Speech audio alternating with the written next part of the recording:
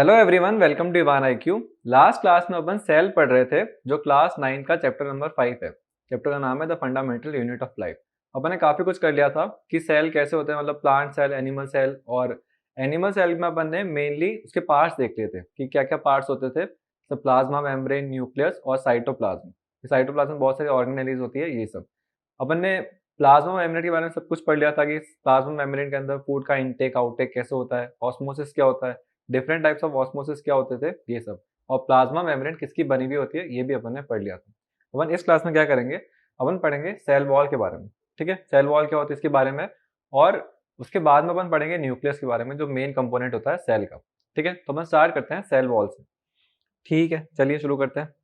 Cell wall क्या होती है, देखो जैसे दो टाइप के ऑर्गेनिज्म, अगर अपन ब्रॉडली क्लासीफाई करें ना, तो एक होता है ह्यूमन एनिमल सेल और एक होते हैं प्लांट। ठीक है, तो प्लांट को बिल्कुल अलग कर दिया और ह्यूमन बीइंग या एनिमल सेल को बिल्कुल अलग कर दिया। एनिमल में ह्यूमन भी आता है और भी ऑर्गेनिजम्स आते हैं, जैसे अमीबा है, वो भी एनिमल में आ रहा है। ठीक है, जैसे वो यूनिसेलुलर ऑर्गेनिज्म है, वो अलग बात है। और जब अपन जैसे बोले डॉग है, डॉग भी एनिमल सेल है, एलिफेंट भी एनिमल सेल है, ह्यूमन बीइंग भी एनिमल सेल। ठीक है, फिश भी एक एनिमल सेल है।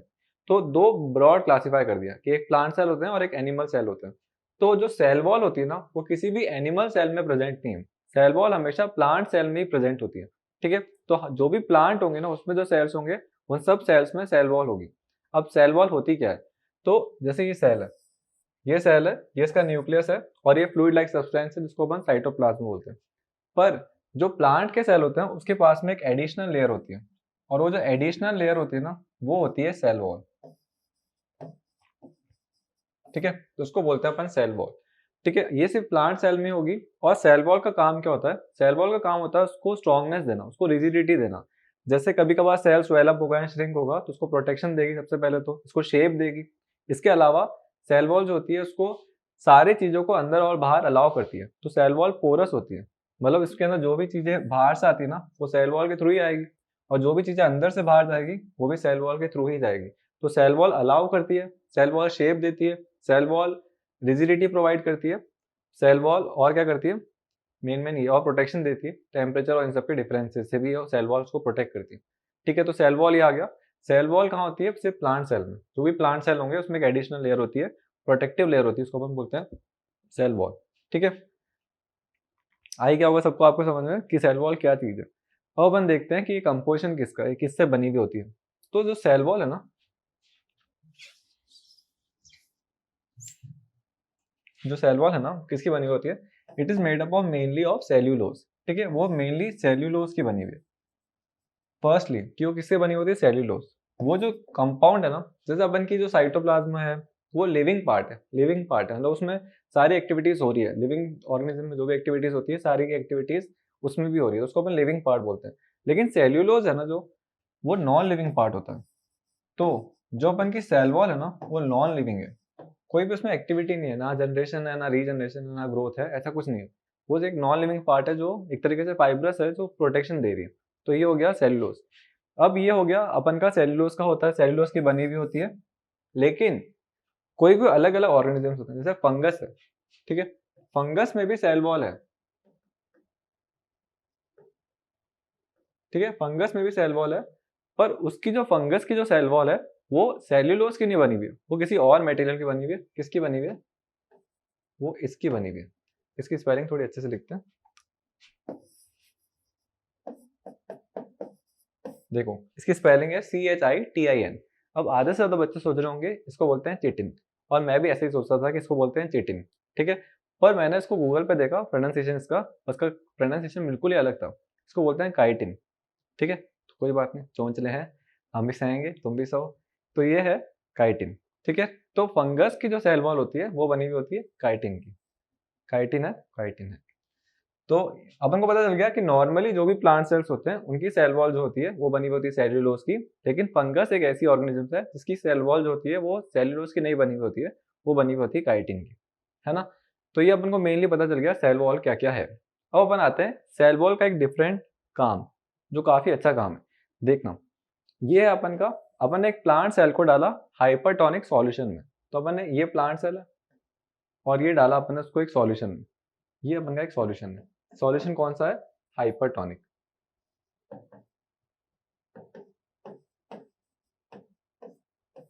ठीक है, हाइपरटोनिक सॉल्यूशन है, ये पूरा हाइपरटोनिक सॉल्यूशन। अब अपन को बताया कि हाइपरटोनिक सॉल्यूशन जो होता है वो हाईली कंसंट्रेटेड होता है। हाईली कंसंट्रेटेड का मतलब क्या होता है, उसमें से वाटर अंदर नहीं जाएगा, मतलब उसका वाटर लूज नहीं होगा पर सेल का वाटर लूज हो जाएगा, क्योंकि हाइपरटोनिक में ऐसा होता है कि water will flow out from inside the medium. ठीक है, इनसाइड जो भी मीडियम होता है उसका वाटर फ्लो हो जाता है। और अपन ये पढ़ भी चुके हैं कि ऑस्मोसिस वाले में कि हाइपरटोनिक क्या होते थे, सेल के जो सॉल्ट्स होते हैं ना वो वॉल्स को ब्रेक कर देते हैं, ब्लॉकेज बना देते हैं। लेकिन जो जो उस तरफ वाला मीडियम है ना, उसके वहाँ के जो सॉल्ट्स हैं वो इतने है ही नहीं, क्योंकि वो कंसंट्रेटेड नहीं है, तो वहाँ का वाटर लीक हो सकता है। तो क्या होगा, इसका वाटर लीक होना स्टार्ट होगा इस वाले सेल का। अब इस सेल में दो मेम्ब्रेन्स हैं, एक तो है अपन की सेल वॉल और एक है सेल मेम्ब्रेन। और ये सेल कौन सा है, ये है एक प्लांट सेल। तो ये कौन सा सेल है, प्लांट सेल। क्या हुआ, वाटर लीक होना स्टार्ट हुआ, सारा वाटर चला गया बाहर, बाहर चला गया। ठीक है, तो अब क्या होगा, सारा वाटर जाने लगेगा बाहर, पर सेल वॉल तो रिजिड है, तो सेल वॉल का शेप चेंज नहीं होगा। पर सेल मेम्ब्रेन जो इसका सारा मटेरियल जा रहा है तो ये श्रिंक हो जाएगी और फाइनली सेल ऐसा कुछ बन जाएगा, सेल वॉल के साथ में ऐसे श्रिंक हो गया वो। तो ये जो पूरा पार्ट होता है ना, इसको बोलते हैं प्लाज्मोलाइसिस। तो जो श्रिंकिंग होती है ना लिविंग पार्ट की, कोई भी सेल की, उसको बोलेंगे प्लाज्मोलाइसिस। तो ये जो होता है प्लांट सेल के अंदर होना जरूरी है, क्योंकि प्लाज्मोलाइसिस जो प्रॉपर्टी है वो प्लांट सेल की है, क्योंकि सेल वॉल वैसी की वैसी रहती है पर अंदर का मटेरियल श्रिंक हो जाता है। इस पूरे प्रोसेस को बोलते हैं प्लाज्मोलाइसिस। तो अगर आप इससे पूछेंगे when did plasmolysis will happen, तो उसका आंसर क्या लिखोगे, तो उसका आंसर लिखोगे when a plant cell is placed inside a hypertonic solution then the process of plasmolysis will occur. है ना, क्योंकि जब भी अपन हाइपरटोनिक में रखेंगे ना तभी फिर इसका श्रिंकेज होगा, तभी लूज ऑफ वाटर होगा ना, तो प्लाज्मोलाइसिस होता है। ठीक है, और अपन इसको ऐसे बोलेंगे कि डिफाइन प्लाज्मोलाइसिस, तो आप ऐसा बोल सकते हो the shrinking of the living part of plant cell is known as plasmolysis in which the cell wall remains in the same shape but the cell membrane and the cytoplasm gets shrink because of the lose of water. है ना, तो ये पूरा plasmolysis अपन का पूरा हो गया। पर ये सब टर्म्स आपको पता होना चाहिए, प्लाज्मोलाइसिस क्या है, सेल वॉल किसकी बनी हुई होती है, और सेल वॉल के फंक्शंस क्या क्या होते हैं ये। ठीक है, तो अपन ने ये देखा कि श्रिंकिंग से ये जो होता है, सेल तो वैसा कि वैसा होता है पर उसकी श्रिंकिंग वजह से मटेरियल अंदर का पूरा श्रिंक हो जाता है। अब अपन एक और फंक्शन देखते हैं सेल का, है ना। चलिए चलिए शुरू करते हैं। ओप्पो A74, चलो यहाँ पे देखो, ये है सेल वॉल, ये है सेल मेम्ब्रेन, अंदर वाली सेल मेम्ब्रेन, बाहर वाली सेल वॉल, और ये है सेल वॉल। अब अपन ने क्या करा, इसको हाइपोटोनिक में रखा, हाइपोटोनिक सॉल्यूशन। हाइपोटोनिक ऐसा सॉल्यूशन होता है जो बिल्कुल भी कंसंट्रेटेड नहीं होता, मतलब बहुत ज्यादा कम कंसंट्रेटेड, मतलब उसमें सॉल्ट्स है ही नहीं। तो अगर आसपास के मीडियम में सॉल्ट्स नहीं है तो कंपैरेटिवली अंदर ज्यादा सॉल्ट्स है, और जहां पे ज्यादा सॉल्ट्स होते हैं वाटर का फ्लो होता है lower concentration to higher concentration. है ना, सॉल्ट्स की अगर बात करें तो अगर मैं सॉल्ट्स का कंसंट्रेशन बोल रहा हूँ तो वाटर का फ्लो कैसा होता है, lower concentration to higher concentration according to salts. ठीक है, तो बाहर लोअर कंसंट्रेशन है सॉल्ट्स का, अंदर बहुत ज्यादा, तो क्या होगा, वाटर फ्लो हो जाएगा अंदर। वाटर फ्लो होगा तो क्या होगा, सेल स्वेल अप होने लगेगा। अब अगर ह्यूमन का सेल होता, ह्यूमन का सेल होता, तो ह्यूमन का क्या होता है, एक ही मेम्ब्रेन होती है, सेल के अंदर थोड़ा ही पानी भरेगा, अपन का सेल बर्स्ट हो जाएगा। लेकिन ये किसका सेल है, ये है प्लांट का सेल, तो ये बर्स्ट नहीं होगा। रीजन क्या है, डबल मेम्ब्रेन है, डबल मेम्ब्रेन है, सेल वॉल्स को प्रोटेक्ट करेगी, स्वेल अप जितना भी होगा एक एक्सटेंड आएगा, उसके बाद वो स्वेल बर्स्ट होगा ही, लेकिन एक एक्सटेंड तक ये काफी अच्छे से प्रोटेक्ट करेगी। तो ये प्रोटेक्ट करती है, प्रोटेक्ट फ्रॉम बर्स्टिंग।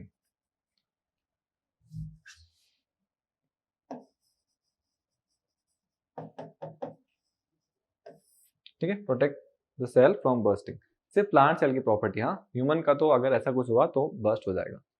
तो ये अपन ने पूरा पूरा सेल वॉल के बारे में, सेल वॉल के बारे में इतना ही है कि सेल वॉल क्या होती है, सेल वॉल किसकी ऑर्गेनिज्म से रिलेटेड है, तो वो प्लांट सेल से रिलेटेड ही है। तो अपन को अभी तक एक डिफरेंस पता चल गया है प्लांट सेल और एनिमल सेल के बारे में, कि एनिमल सेल में सेल वॉल नहीं होती है और प्लांट सेल में सेल वॉल होती है। ठीक है, कोई बड़ी बात इसमें नहीं आई नहीं है, क्योंकि अपन 8th में ये सब पढ़ चुके हैं।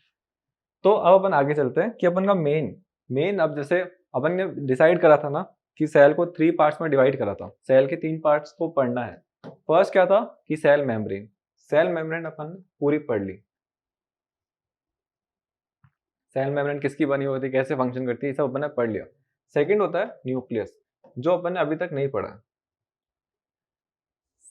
और थर्ड होता है साइटोप्लाज्म, जो भी अपन ने अभी तक नहीं पढ़ा है ना। तो अपन को ये सब अभी अभी पढ़ने हैं। तो अब न्यूक्लियस का, तो न्यूक्लियस एक पर्टिकुलर ऐसे मतलब सेंटर है, कंट्रोल सिस्टम है, तो ये अपन को पढ़ना है। न्यूक्लियस पूरा एक टॉपिक है। साइटोप्लाज्म क्या है, सब सब टॉपिक्स हैं उसमें। साइटोप्लाज्म क्या करता है, ऑर्गेनेलिज कैरी करता है। ऑर्गेनेलिज जो डिफरेंट डिफरेंट फंक्शंस करती है। जैसे ह्यूमन है, ह्यूमन में हार्ट का काम क्या है, पंप करना ब्लड को। ह्यूमन में लंग्स का काम क्या है, जो गैसेस आ रही है उसको ब्लड में मिक्स करना, ये लंग्स का काम होता है। माउथ का काम क्या है, फूड को च्यू करना और इनहेल और एक्सहेल में हेल्प करना। तो ऐसे सब जो भी अपन के आसपास जो ऑर्गन है, सबका कुछ ना कुछ फंक्शन है। तो वैसे ही एक सेल होता है ना, वो एक तरीके से पूरा ऑर्गेनिज्म है। उसके अंदर जो कुछ ऑर्गेनेलीज होती है जो फंक्शन करती है, जैसे अपन के अंदर हार्ट काम करता है, वैसे कैसे उसके अंदर कोई ऑर्गेनेली है जो पर्टिकुलर फंक्शन करती है। तो पूरा लेबर डिवाइडेड है कि आपको ये करना है, आपको ये करना है, आपको ये करना है ना। तो वो ऑर्गेनेलीज होती है, और वो ऑर्गेनेलीज क्या क्या काम करती है वो सब अपन को पढ़ना है। पहले तो अपन को नाम पता होने चाहिए कौन कौन सी ऑर्गेनेलीज है। जैसे आपने माइटोकॉन्ड्रिया बहुत सुना होगा, राइबोसोम बहुत सुने होंगे, तो वही सब ऑर्गेनेलीज है जो अपन को पढ़नी है। ठीक है, तो एक बार आप इसका डायग्राम देख लो। ये होता है ऑर्गेनेलीज का डायग्राम। थोड़ा छोटा लग रहा है तो उसको मैग्नीफाई कर देते हैं। ठीक है, इतना बहुत है। तो ये देखो, ये अपन क्या, ये एनिमल सेल है, इसमें कोई सेल वॉल नहीं है।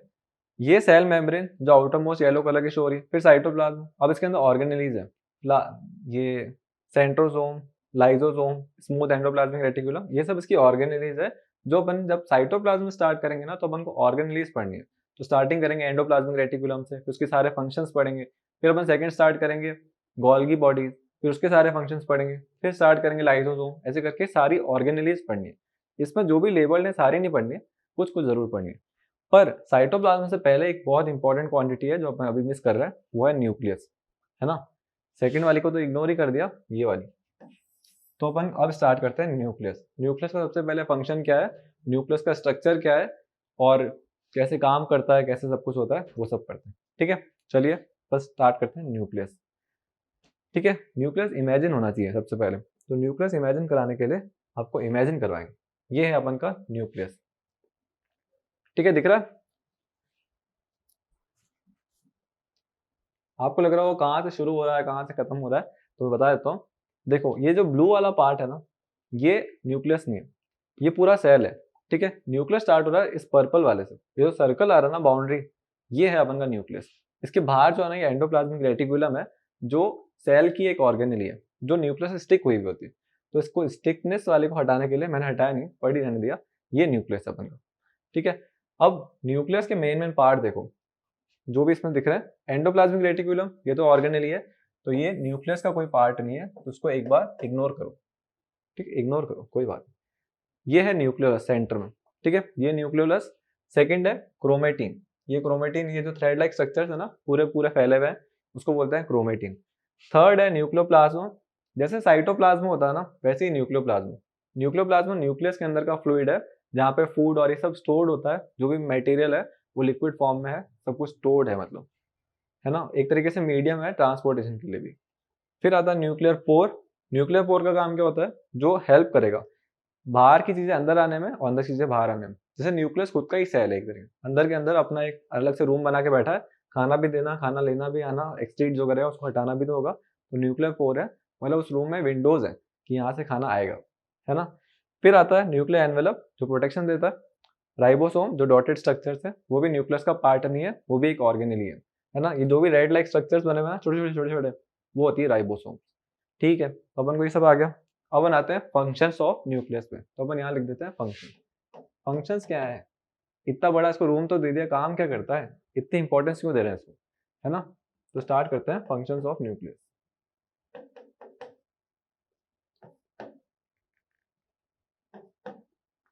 ठीक है, जैसे अपन ह्यूमन की बात करते हैं ना, अपन जो भी कर रहे होते हैं, अपन जो भी एग्जीक्यूट करते हैं, अपन के जो भी फ्यूचर प्लान्स होते हैं, या जो भी अपन थिंक करते हैं, ये सब कंट्रोल कौन करता है।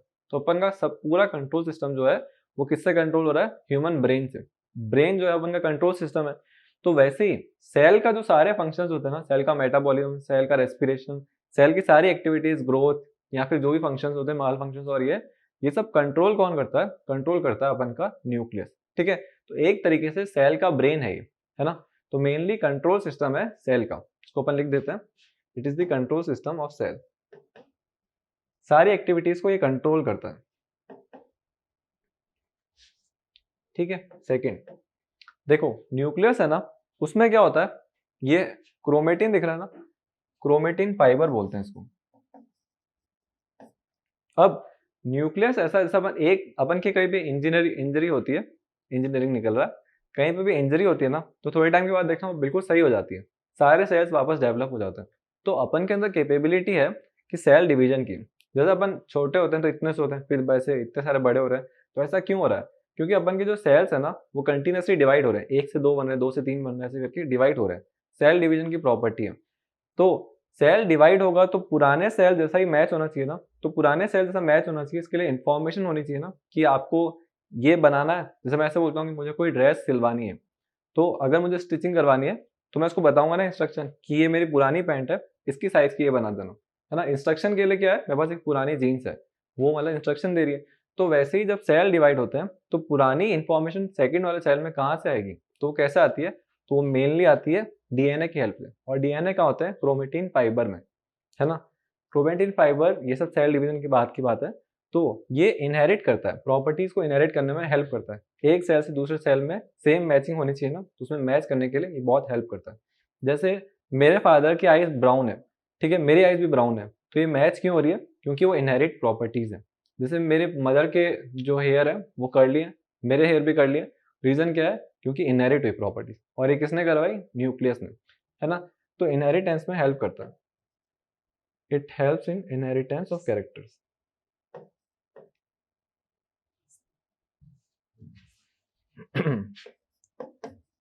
it helps in inheritance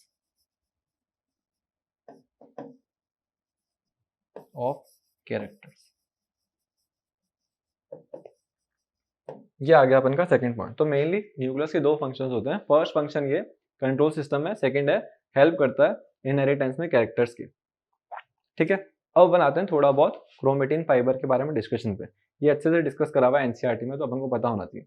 देखो, सेल डिवाइड होता है, पर सेल ऐसे नहीं कि हर टाइम डिवाइड होना चाह रहा है, वो एक टाइम तक थोड़ा सही रहता है, फिर मैच्योर होता है, फिर डिवाइड होता है।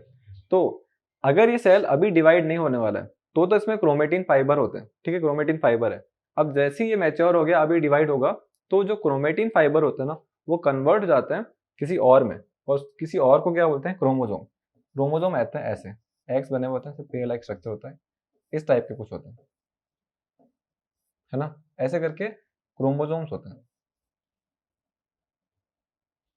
ऐसे ऐसे बहुत सारे होते हैं, पेयर में होते हैं वो, है ना। तो क्रोमेटिन फाइबर जो होते हैं वो क्रोमोजोम में कब कन्वर्ट होते हैं? तो वो कन्वर्ट होते हैं ड्यूरिंग सेल डिवीजन, है ना। तो अपन इसको लिख देते हैं, क्रोमेटिन कन्वर्ट्स इनटू क्रोमोजोम कब होते हैं? During cell division.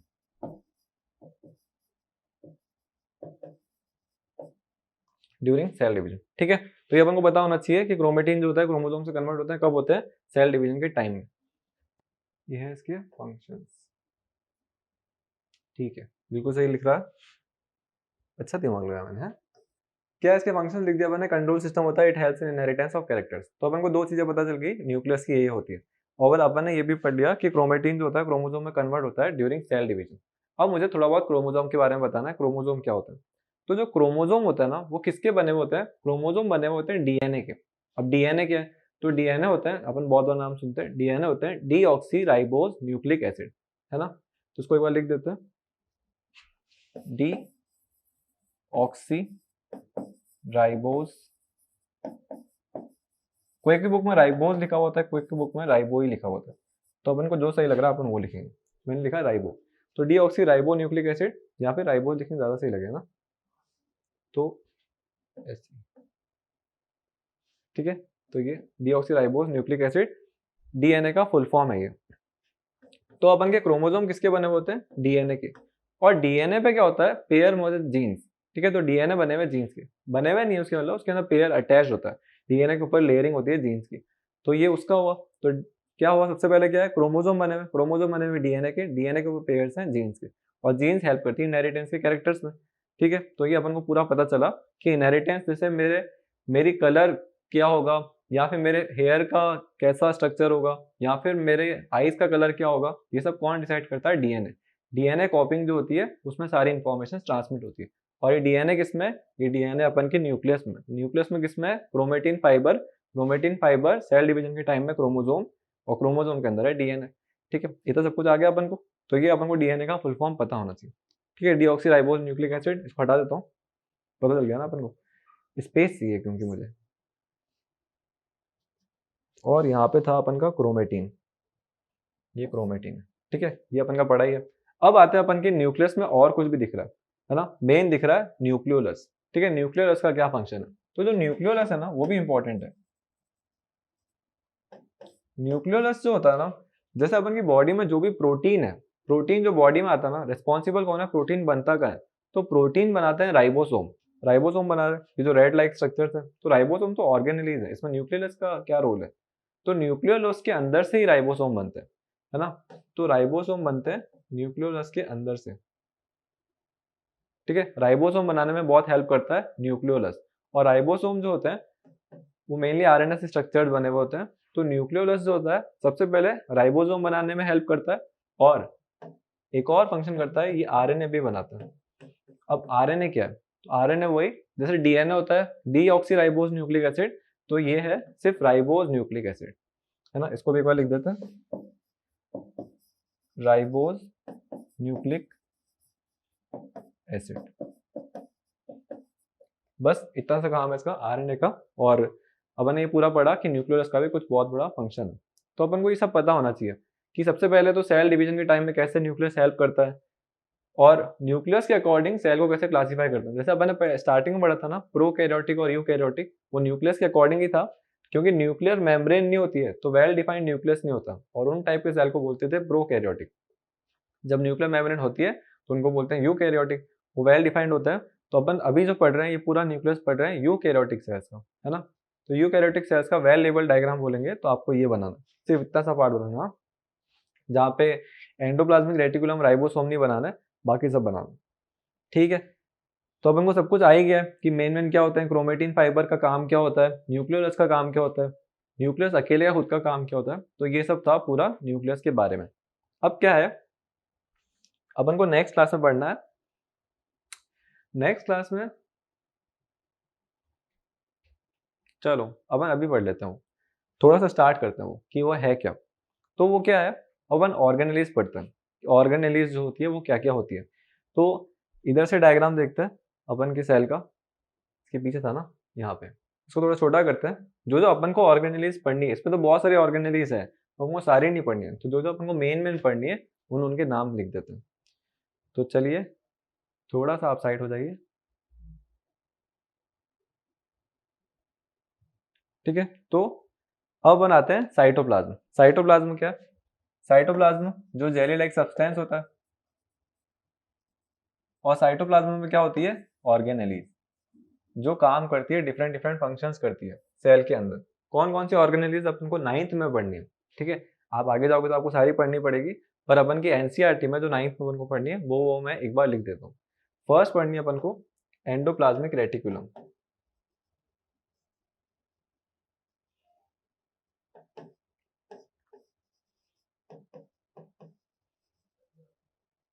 ठीक है, एंडोप्लाज्मिक रेटिकुलम कहीं दिख रही है, तो अभी अपन देख के आए, ये पढ़ी, ये पढ़ा ना, ये ब्लू ब्लू कलर का न्यूक्लियस के ऊपर जो पूरा अटैच होता है उसको बोलते हैं अपन एंडोप्लाज्मिक रेटिकुलम। अब एंडोप्लाज्मिक रेटिकुलम दो टाइप के होते हैं, एक स्मूथ होता है, एक रफ होता है। तो ये रफ वाला दिया हुआ है, और यहाँ पे स्मूथ वाला दिया हुआ। ठीक है, जहाँ पे राइबोसोम्स नहीं होते उसको बोलते हैं स्मूथ, है ना। तो दोनों में यही डिफरेंस है, राइबोसोम अटैच्ड है तो उसको बोल देंगे रफ, क्योंकि रफ हो जाता है, क्योंकि डॉटेड स्ट्रक्चर्स है ना। और जहाँ पे राइबोसोम्स नहीं है उसको बोलते हैं स्मूथ। तो दोनों एंडोप्लाज्मिक रेटिकुलम सेम ही है, बस राइबोसोम के साथ वाले को रफ बोलते हैं, राइबोसोम के अलावा है उसको बोलते हैं स्मूथ। तो अपन को फर्स्ट पढ़नी है ऑर्गेनेली एंडोप्लाज्मिक रेटिकुलम। सेकंड क्या पढ़नी है, सेकंड पढ़नी है अपन को Golgi bodies. Golgi, Golgi bodies दिख ही रही होगी आपको, गोल्गी अपैरेटस दिख रहा है ना, यही है। गोल्गी अपैरेटस बोला है, गोल्गी बॉडीज बोलो, एक ही बात है। गोल्गी अपरेटस बोल देते हैं। डायग्राम में गोल्गी अपरेटस है, पर बुक में गोल्गी बॉडी, तभी गोल्गी बॉडी। फिर आते हैं थर्ड पे। थर्ड होती है लाइजोसोम। लाइजोसोम, ठीक है। अपन के सेल में जो भी वेस्ट होता है ना, उसको खत्म करना होता है, तो लाइजोसोम बहुत हेल्पफुल होते हैं। इसका फंक्शन जब पढ़ेंगे तब अच्छे से पढ़ेंगे। ये पूरे सेल को भी खत्म कर सकती है, तो उसको सुसाइडल बैग्स बोलते हैं। तो ये पढ़ लिया अपने लाइजोसोम। फिर आता है अपने फोर्थ पे, ठीक है। इसको तो हटा सकते हैं ना, साइटोप्लाज्म के ऑर्गेनेल्स पढ़ रहे हैं, अपन को पता है कौन कौन से ऑर्गेनेल्स पढ़ रहे हैं, वो देख रहे हैं अपन। और इसको कर देते हैं अपन ऊपर,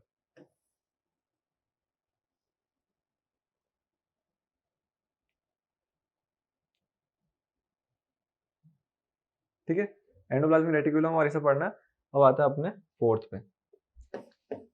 लाइसोसोम के बाद में क्या करना है, तो लाइसोसोम के बाद में अपन को पढ़ना है माइटोकॉन्ड्रिया। Mitochondria, mitochondria. और फिफ्थ पढ़ना अपन को, माइटोकॉन्ड्रिया अपन को पता है power house of the cell होता है, मतलब सारी जो एनर्जी रिक्वायरमेंट्स है ना, वो कौन फुलफिल करता है, तो माइटोकॉन्ड्रिया। ये भी जब अपन पढ़ेंगे अच्छे से, तो अपन अच्छे से ही पढ़ेंगे। फिर फिफ्थ आता है, फिफ्थ फिफ्थ फिफ्थ फिफ्थ क्या है, फिफ्थ है colourful pigments. Colourful pigment, human कोई कलरफुल नहीं है, मेरे में कोई कलर दिख रहा है क्या, कोई कलर नहीं। लेकिन प्लांट्स को देखोगे ना, तो आपको कलर दिखेंगे। ग्रीन कलर है, अलग अलग कलर होते हैं, ब्राउन होते हैं, और भी अलग अलग कलर के प्लांट्स होते हैं। तो वो कलरफुल पिगमेंट्स होते हैं उसमें। और कलरफुल पिगमेंट्स जो होते हैं, वो सेल की एक ऑर्गेनेली की वजह से होते हैं, और उस ऑर्गेनेली का नाम होता है प्लास्टिड, ठीक है। तो प्लास्टिड एक ऑर्गेनेली ऑफ सेल। फिर आता है सिक्स। कभी कभार क्या होता है, जैसे मेरे घर में स्टोर रूम है, सारा जो भी वेस्ट होता है मैं उसको वहां पे डाल देता हूँ।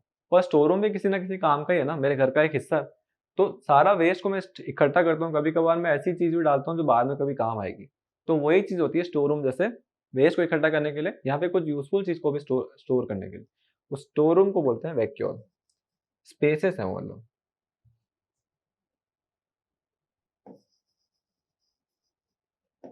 ठीक है, वैक्यूल्स हो गए। तो मेनली अपन को ये पार्ट पढ़ने हैं। अपन को ये सारी ही पढ़नी है, जो भी ऑर्गेनेलिज है, इसके अलावा कुछ नहीं पढ़ना।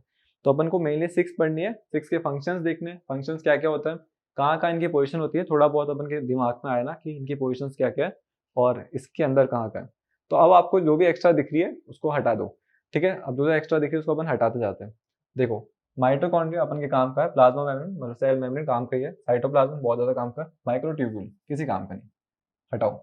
सेंट्रोसोम किसी काम का नहीं है, पर थोड़ा बहुत फंक्शन आता है इसका, सेंट्रोसोम के बारे में पढ़ेंगे। माइक्रोफिलामेंट किसी काम का नहीं है। लाइसोसोम काम का है, स्मूथ एंडोप्लाज्म वैक्यूल काम का है, सेक्रेटरी वेसिकल काम का नहीं, हटाओ। ये भी हटाओ। गोल्गी वेसिकल मतलब वही है, स्टोरेज और इन सब के लिए। क्रोमेटिन काम का था, nucleus nucleus endoplasmic reticulum ribosome. चलो, इंटरमीडिएट फिलामेंट किसी काम के नहीं हो। तो अपन को अब जो दिख रहा है लेबल डायग्राम, उतना लेबल डायग्राम एग्जाम में बनाना चाहिए, और उसके फंक्शंस पता होने चाहिए। तो अपन का पूरा सेल चैप्टर कंप्लीट है, ठीक है। तो अपन कल से स्टार्ट करेंगे इन सब के फंक्शंस। एंडोप्लाज्मिक रेटिकुलम का क्या फंक्शन है, कैसा दिखता है, वैसा आपको दिख ही गया है कैसा दिखता है, और फंक्शंस नहीं पता।